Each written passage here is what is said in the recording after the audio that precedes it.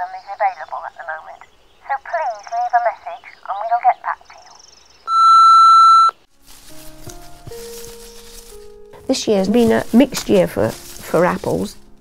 These are King Bayard and they seem to have grown extra big this year. But that's a beautiful apple. That'll keep till May next year.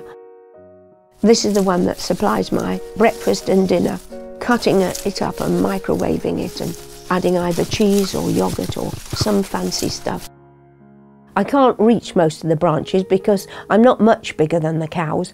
I can only get hold of one branch, so you might shake a few apples off that one branch, but you don't touch any of the others. So I get very frustrated at trying to shake by myself. Well, we usually pick the apples together, and you'd think when Frankie picks up a lovely big apple like that, she wants to make love to it rather than eat it. Well, we're at an advantage, aren't we, with having steep land? Yeah, the advantage of steep land is that when you're picking up apples, if you're working uphill, you don't have to bend over so far to pick the apples up, which at our age is a great advantage because we're not quite as supple as we were when we were 20. Not only that, if you shake the tree well and I'm standing well below, because I wear a hat always, because sometimes he just doesn't bother. You don't bother telling me that you're going to come over my way when you'll suddenly find crunching on your head.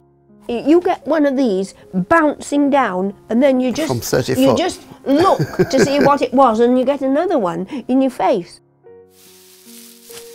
We try not to be in the same line when we're picking up apples because as soon as we get near to each other we're grabbing the one that we think that the other one's going to get first. But otherwise we work together quite well. Well, we're not divorced yet, are we? After 47 years. No, but this is the best time of the year, isn't it? I know it's the hardest work, but it's by far the best part of having the orchard. It's so peaceful down there. This time of the year when you're getting the fruit and you're working together, it's great.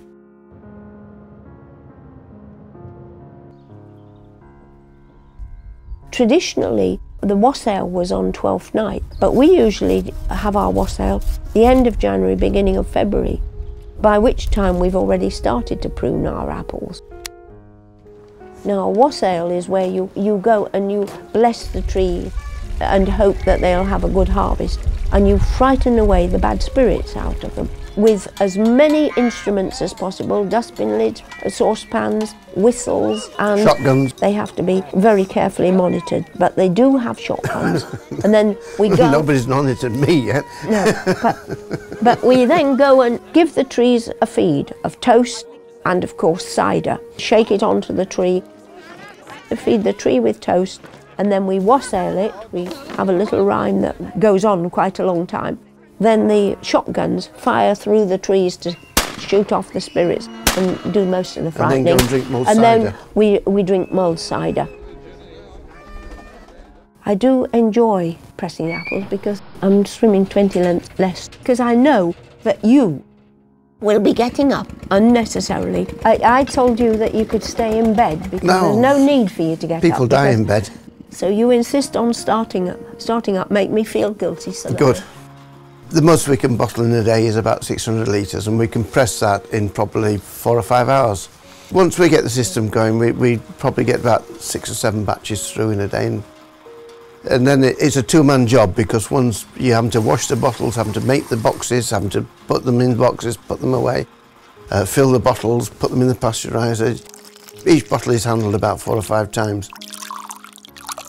Pomace is what's left when we press the juice out of the apples, and we feed it to the cows. And although we've pasteurised the juice, the pomace isn't pasteurised, so we do have to ration it. If we just tipped it out, we'd have some drunkenness amongst them. We've got some happy cows out there.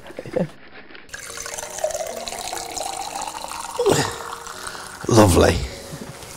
We've got 36 different varieties. You're wrong. We've got 41 at least. At least so. They are all old traditional Cornish and Tamar Valley varieties. Yes, and we also had Cornish names. Cornish mother, Cornish gilliflower, Cornish aromatic, Cornish long stem, King Bayard, have we said?